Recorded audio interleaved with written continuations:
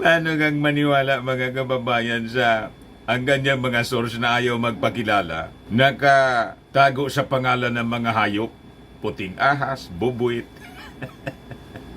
Pag ganyan po, marites na mga kwento. Kasi pag hindi po marites, dapat ang source po, nagpapakilala. Ang ibig sabihin, kayang panindigan yung sinasabi kasi lantad siya. Hindi nakatago sa bubuit, nakatago sa puting ahas. Di ba? Parang yung mga trolls nila na ginagamit sa mga pangbabas, mga nambabas sa atin po dito, sa ating programa, sa ating page sa Facebook, pari-parihong mga personality. Pag chinik mo yung Facebook account po, nakalock.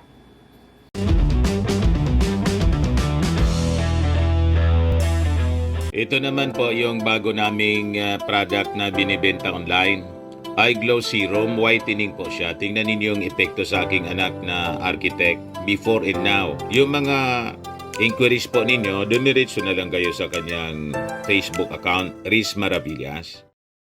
Diyan na niya, Mr. Maravillas, ang masasabi mo sa panibagong kwento na pinapakalat ni Atty. Harry Roque na ang sabi, pinagpaplanuhan ng Congress na impeach si Inday. Yan po ang kanilang panibagong propaganda po. Pero kung ako po, mas maganda. Yun na nga po ang sigaw ng mga netizens, ng ating mga kababayan, ng mga Marcos loyalists. Impeach Inday o resign Inday. Hindi lang yung nag-resign si Inday, mga kababayan sa DepEd, kundi dapat mag-resign na daw si Inday bilang Vice Presidente. Kasi si Inday po, nang i-designate niya yung kanyang sarili, nang i-appoint niya yung kanyang sarili as designated survivor, tingin ng ating mga mamamayang Pilipino, naging banta na, direkta ng banta si Inday sa ating Pangulo. Di ba?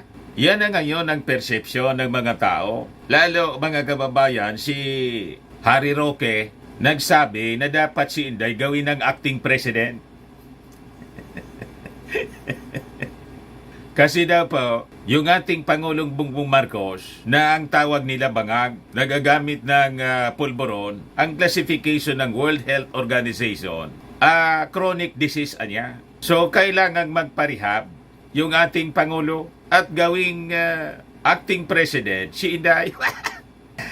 Ganon ang mga kwento ni Harry Roque, mga kababayan. O ngayon, ang kwento naman niya, may narinig daw siya mga kababayan, galing sa kanyang mga dating kasama sa Congress, na may nilulutong impeachment laban kay Inday. O di very good pa ganon, kung totoo. Pero tingin natin, parte ng propaganda para gatungan yung ating mga mamamayang Filipino, yung kanilang 16% na supporter na mag-alsa laban sa Pangulo. Ito ngayon yung pinapakalat mga kababayan ni Harry Roque.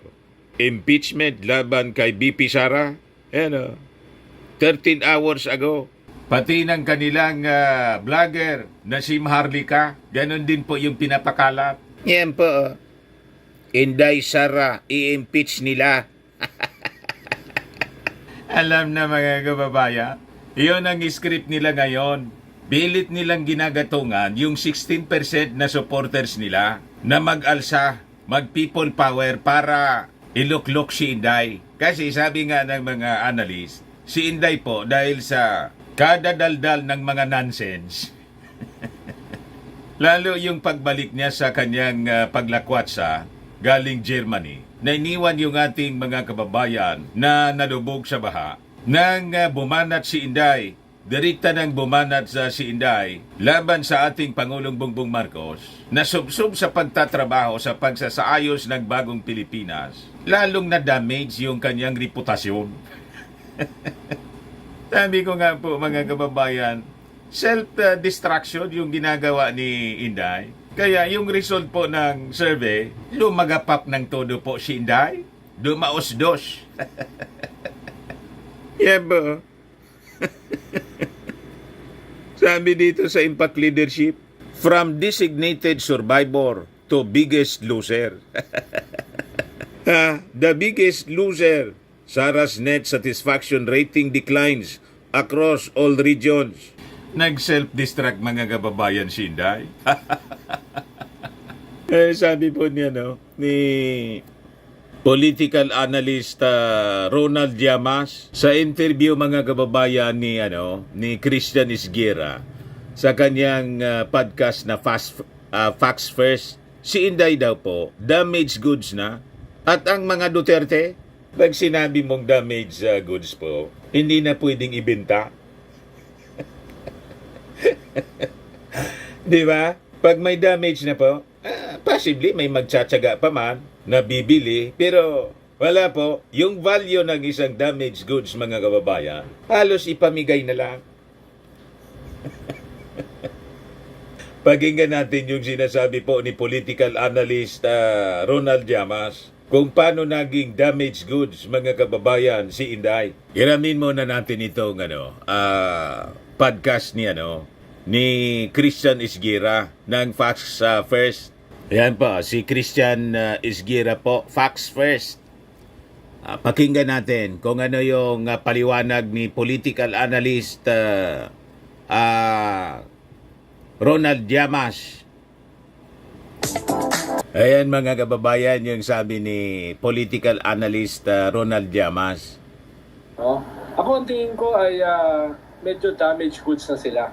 At kung sakaling papapasukin yung ICC this year, lalo na silang madadamage. Damaged goods na po ang mga Duterte. Si Inday, damaged goods na po. Lalo pa niya pag pinapasok yung ICC.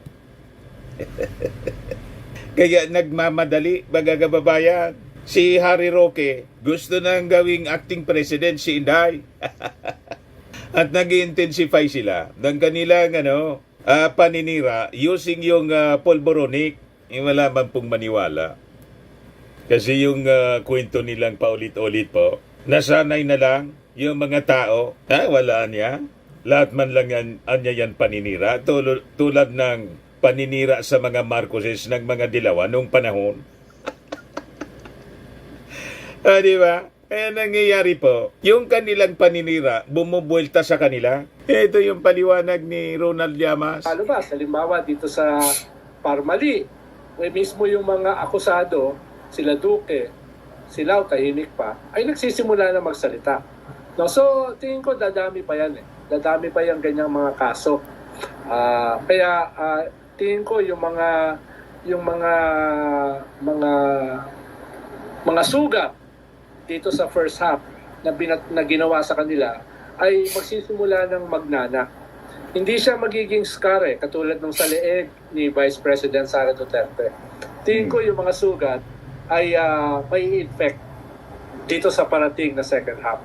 Tingin ko lang sino ba naman ako?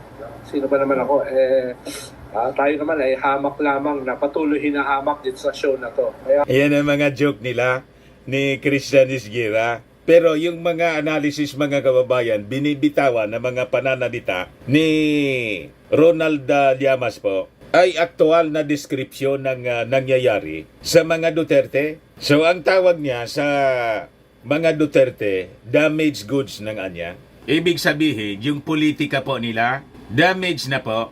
Kaya overtime si Harry Roque po sa pagpapakalat ng mga balita para gatungan ang mga mamamayang Filipino. Impeachment naman ang sinasabi niya. Laban daw kay Sara.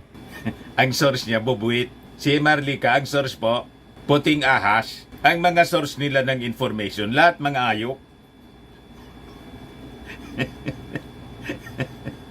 Paano kang maniwala mga kababayan sa ang ganyang mga source na ayaw magpakilala, nakatago sa pangalan ng mga hayop, puting ahas, bubuit.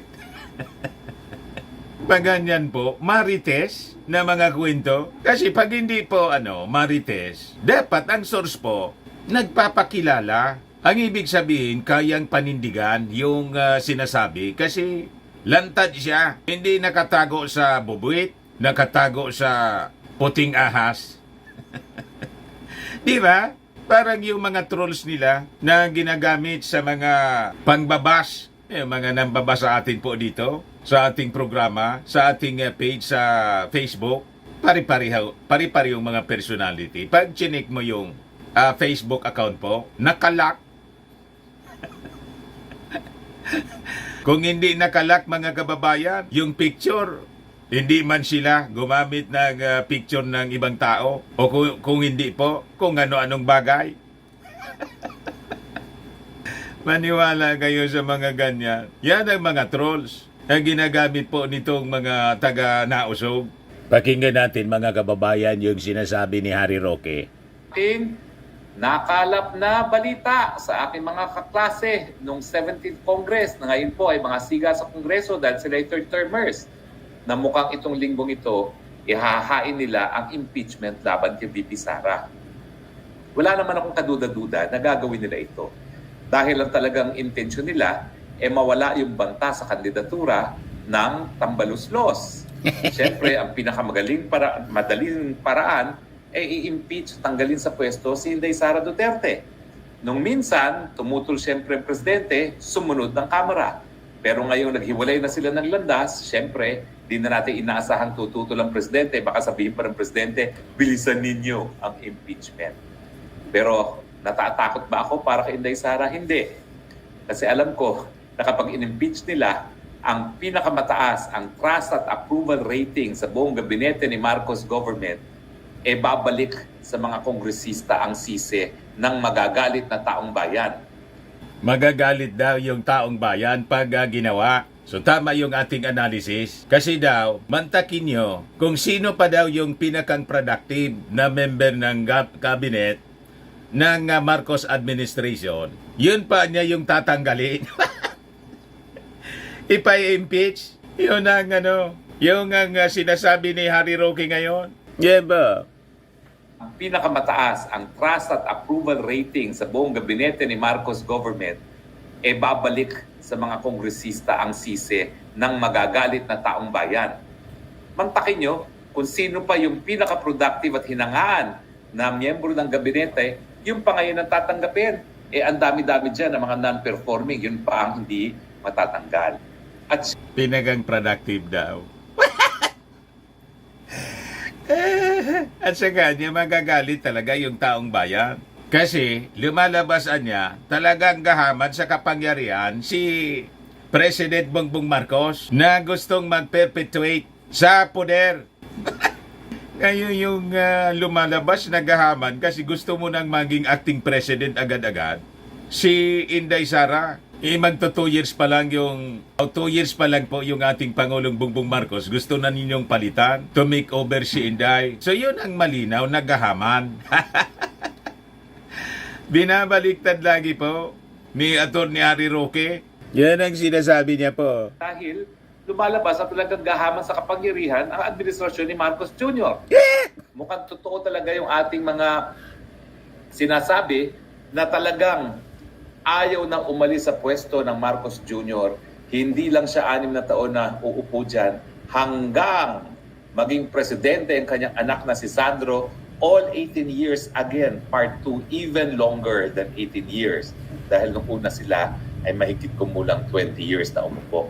So yan mga kababayan ang kanilang script. Kaya nagtaka pa kayo kung bakit ganon din ang sinasabi mga kababayan ni Inday sa kanyang video na pinalabas noong isang araw. Perpetuation daw. In power ang agenda ng ating Pangulong Bongbong Marcos.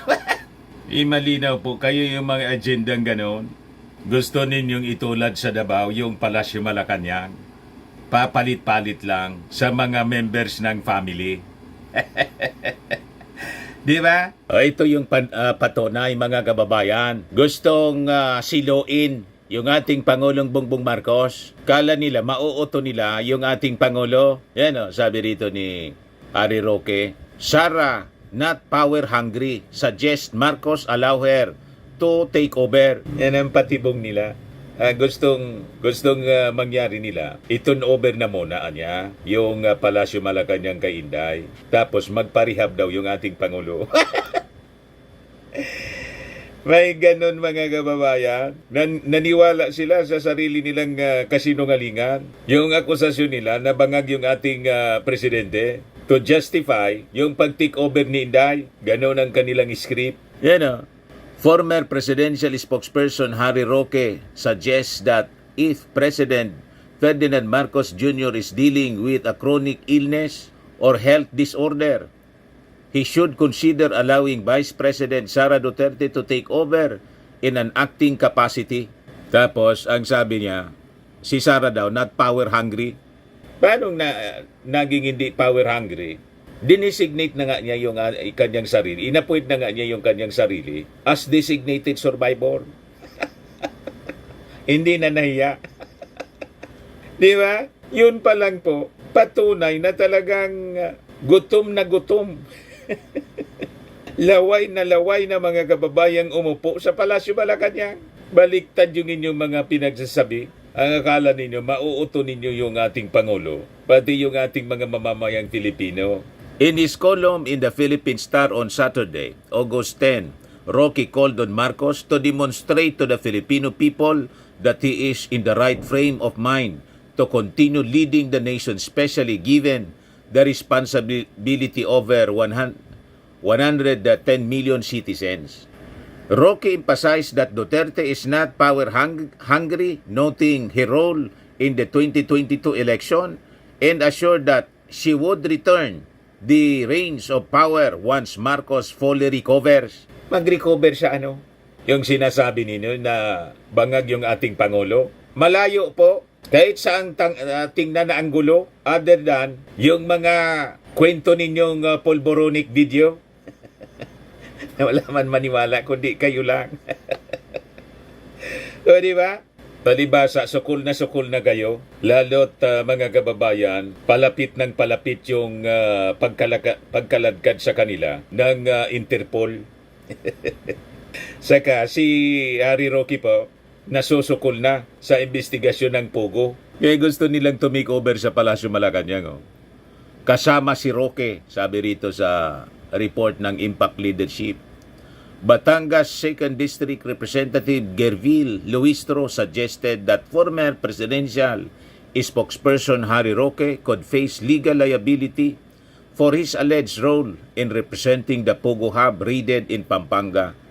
In an interview with Christian Isguera on his YouTube program Facts First, Luistro indicated that if Roque knowingly allowed the company Lucky South 99 to engage in illegal activities, he could be considered a principal by direct participation or at the very least by inducement. This involvement she implied, would make him complicit in the crimes committed. Sabi po ni Congresswoman Luistro, kahit abogado ka, if you knowingly allowed this company, Lucky South 99, to commit crimes, violations of the revised penal code, it means you become a principal by direct participation. If not principal by inducement, then you become principal by direct participation. Ibig sabihin, kasama ka. So, naintindihan na ninyo mga kababayan kung bakit po nagkukumahog sila na iupo si Inday. Gawing acting president mga kababayan at ginagatungan nila yung mga mamamayang Filipino sa pagpapakalat ng kwento na gustong ipa-impeach ng Congress. May niluluto yung Congress na ipa-impeach si Inday. Nagparapaniwala kayo sa kwento ni Harry Roque. Noon, may pinakalat si Harry Roque na si Basti daw. May niluluto na ipa-suspend si Basti. Ngayon, wala. Hindi na nasundan mga kababayan yung kwento ni Harry Roque na may niluluto yung gobyerno na may plano daw mga kababayan na ipasuspend si Baste after ng mga suspension na nangyari sa ilang mga gobernador. Yung suspension po ng mga gobernador, legit yung kaso. Di ba? O ngayon, ito naman yung pinapakalat po ni Harry Roque. May nilulutong impeachment daw laban kay Inday, hoping na magatungan nila yung 16% supporters ng mga Duterte na mag-people power. Iba ka matuwa pa yung ating mga mamamayang Filipino kung ipa-impeach si Inday kasi inis na po sila na imbis na tumulong bilang vice-presidente, ngayon nag-full blast na po sa paninira sa ating Pangulong Bongbong. Kaya laging sinusupalpal po ng ating mga congressmen. Ito nga po, sabi ni Maricar, Davao de Oro Representative Maricar Zamora, dati niya itong kapartido sa Ugpong. Sabi diyan, Davao lawmaker calls out BP Sara's poor performance as DepEd chief. Kasi reklamo ni Sara po, kung basahin mo anya yung GAA at itrace mo kung saan pumunta ang pera, makikita mo na hindi maayos yung pag-handle ng pera sa budget ng gobyerno. So isa yan sa yung mga rason nung pag-resign niya daw, mga kababayan, as DepEd Secretary. Sinubukan kong itama yung nakita kong mali. Wala akong nakitang pagbabago, sabi po ni Inday. Ngayon, sabi po ni Congresswoman Maricar Zamora, the root causes of educational challenges remain even after the tenure of Vice President Duterte as Education Secretary. The minimal progress made undermines her credibility when she criticizes the Marcos administration. Vice President Sara Duterte must look at how she can help. Real leadership means offering solutions, not just criticism. Dating member niya yan sa Ugpong, kaya iniwan sila, mga kababayan. Iniwan siya. Pati yung tatay niya, ang natira na lang po na mga members ng PDP, si Bungo, si Robin Padilla, tapos si Bato. You see, inayawan na mga kababayan ng dati nilang mga kaalyado. Kasi nga po, yung ugali, mahilig maghanap ng problema, pero hindi marunong mag-isip ng solusyon.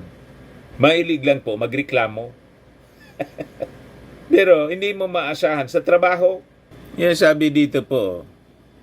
Sabi ni Maris Hidalgo, she should not criticize and she cannot offer solutions because she is the problem. She does not know her duties and responsibilities as DepEd Secretary. And the worst is she does not accept criticism, suggestions. Hence, no chance of improvement. That's the best thing she did. She resigned. Sabi po ni Rinante Barrios, boomerang effect sa confidential fund queen. Sabi ni V. Cabrera, focus na sa trabaho, Inday. Magtrabaho ka naman para may pakinabang. Ayan tuloy, ang tawag na kay Inday, Lakwat Sara. Sino ba ang tinatawag ng netizens na Lakwat Sara? Zambales 1st District Representative G. Congon in La Union 1st District Representative Paulo Ortega both criticized Vice President Sara Duterte for her negative insinuations about the leadership of President Ferdinand Marcos Jr., citing her trip to Germany during the height of heavy rainfalls caused by southwest monsoon in Typhoon Karina. Sabi po ni Congressman Ortega, while these natural calamities were unfolding, BP Duterte was reported to be in Germany para po kasing hindi bagay na manggaling sa kanya ang kritisismo kasi siya rin ay kinakitaan ng pagkukulang. I believe it is unfair to President Marcos na nakita naman natin on top of the situation during the height of Karina. Sabi naman po ni Congressman Congon, sino ba ang tinatawag ng mga netizens na Lakwat Sara sa gitna ng malakas na ulan noong Karina? Wala ka na nga sa bansa hanggang ngayon, panay pa ang reklamo mo. Mapapa-look-ho-stoking na lang talaga ang mga taong makakarinig ng criticism ni BP sa ating presidente. Nasaan ka noong kailangan ka ng mga mamamayan? Mark safe from Karina kasi nasa Germany. Sana all talaga. Kita ninyo, yan ang gustong maging acting president. Mga kababayan ni Harry Roque. Kaya kung totoo yung kwento mo, sabi ng bubwit na mo, Harry Roque, na may nilulutong impeachment laban kay Inday, malamang matuwa pa yung ating mga mamamayang Filipino, imbis na mag-people power. Di ba? Sana nga yung pinapakalat mong impeachment laban kay Inday ay mangyari. Pero yung intention mo, magpakalat ng kwentong impeachment laban kay Inday para galitin yung mga mamamayang Filipino, mag-people power laban sa Pangulo, malayo pong mangyari yun. Matutuwa pa, lalot ngayon ang hinihinging budget ni Inday sa Office of the Vice President niya, 2 billion plus. Sobra kadoble sa budget na hiningi noong panahon ni Leni Robredo. 700,000 lang. Pero mas may nagawa pa si Leni kaysa kay Inday. Di ba? Kaya yan tuloy, bulusok yung ratings ni Inday, mga kababayan, sa kakatantrums. And malamang sa susunod na mga surveys, sumadsad ng tuluyan, mga kababayan, sa negative. Ayan, biggest loser siya, mga kababayan. Habang si Martin Romualdez, na kinagagalit nilang todo, kasi yun ang pinagdududahan nila, na itutulak babas-basan ng ating Pangulo as the next president, patuloy na tumataas yung satisfaction ratings. Si Inday po, biggest loser. From designated survivor to the biggest loser. Vice President Sara Duterte net satisfaction rating has been a notable decline across all regions according to the Social Weather Station survey conducted from June 23 to July 1. 26% drop in Northern Luzon. Northern Luzon. Balance Luzon. 22 points sa drop in Visayas. 17-point drop in Metro Manila. Pati sa Mindanao bumagsak si Inday. Paano hindi mangiyak-iyak si Inday? The biggest loser. Sara's net satisfaction rating declines across all regions. Tingnan naman yun po si Martin. Di ba?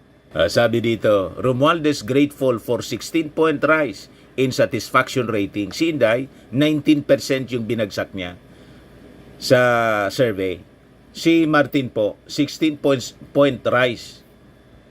House Speaker Martin Romualdez expressed deep gratitude following the latest Social Weather Station survey which revealed a significant 16-point increase in public satisfaction with his performance, raising his net satisfaction rating to positive 29.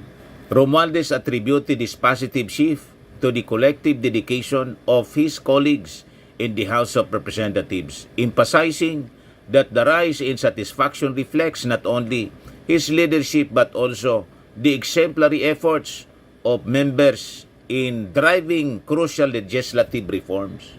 He highlighted the House commitment to passing meaningful legislation in support of Marcos administration addressing pressing national issues ranging from economic reforms to social justice initiative. Sige lang ang trabaho po ni Martin Romualdez. Kaya 4 years from the presidential election, although wala siyang sinasabing tatakbo siya sa pagkapangulo, ako man lang po ang nagkikwento ng ganyan. Di ba? Pero kasi naalata ko na ganun ang direksyon. Di ba po? 4 years pa. Malamang pag dating ng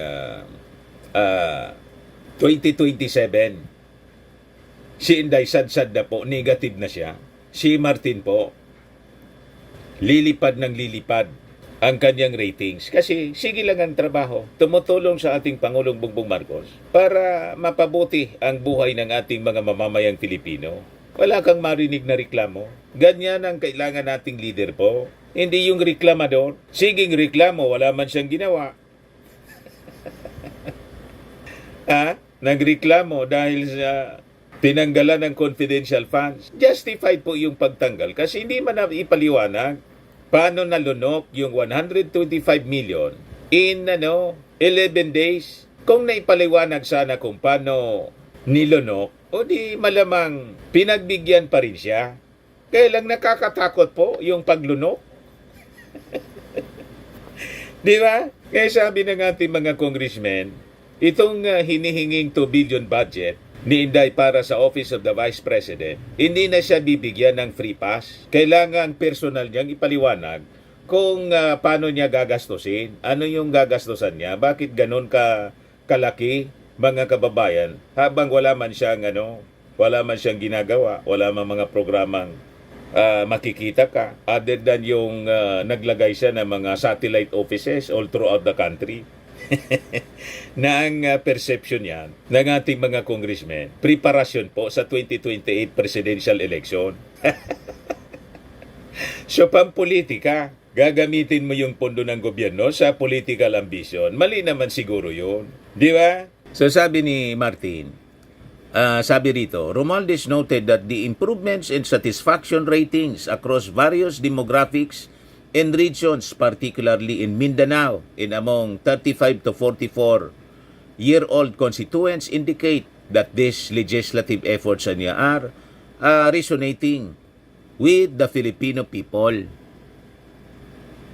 He reaffirmed his commitment to upholding the trust and confidence of the Filipino people, focusing on policies that promote economic growth, social justice, and national development.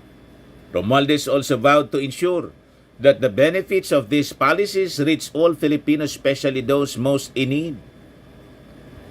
Ayan po, mga kababayan, tulong-tulong sila ng mga members ng Congress. Kaya nga po, personal na sumasama si Martin Romualdez sa ating Pangulong Bongbong Marcos sa bagong Pilipinas Servicio Fair sa pamimigay po ng tulong sa ating mga mamamayan. Kasi pag kailangan po ng pondo, ang power of the purse nasa Congress po. O madali lang kasi laging katabi ng ating Pangulo si Martin Romualdez.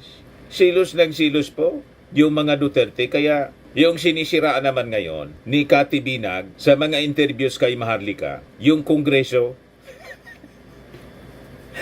alatang-alata po yung insecurities sa kanila. Di ba?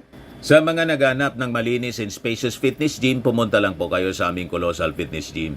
We also offer Grab Car Rental with our brand new 2023 model ng Toyota Innova. We also accept booking for those who are planning to travel via PAL, Cebu Pacific, in other airline companies, local and international, and bills payment for Meralco bills, PLDT, etc. Ang Colossal Fitness Gym is located at 3rd floor Security Bank Building, Landco Business Park, Legazpi City, Albay. For inquiries, look for Chilon Maravillas, contact number 0966-802-0949.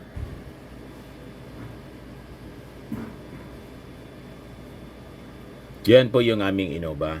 Lagi na pong matao sa amin.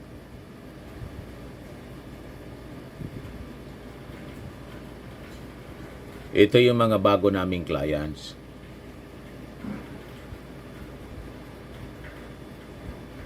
Pati mga foreigners po, British tourists po sila. Ito galing pong Denmark. Ito naman po international. Ito yung bago naming product na binibenta online. iGlow Serum. Made in South Korea po siya. Whitening po siya. Tingnan ninyo epekto sa aking anak na architect entrepreneur. Sa mga inquiries ninyo, dumiretso na lang kayo sa kanyang messenger. Ito naman po, Firmax Firming and Lifting Cream. Pinapahid po ito sa mga pulses in affected area. Mainam po ito sa mga pains at paninigas na mga kaso-kasuan. Ito po, Automax Radiant Serum. Sa mukha naman yung application, anti-aging po siya. You will look 10 years younger than your age. Sa mga cancer patients naman po, baka lang gusto ninyo itong itry. Nengxia Red Mix Fruit Drink. Hindi man po siya gamot, food supplement siya. Kaya lang, gawa siya mga kababayan sa goji berry. Yung goji berry may anti-cancer properties. O yung mga inquiries ninyo, dumiretso na lang kayo sa aming messenger sa Facebook para masagot namin agad. Ayos pa? Ayan man lang po mga kababayan. Bye-bye.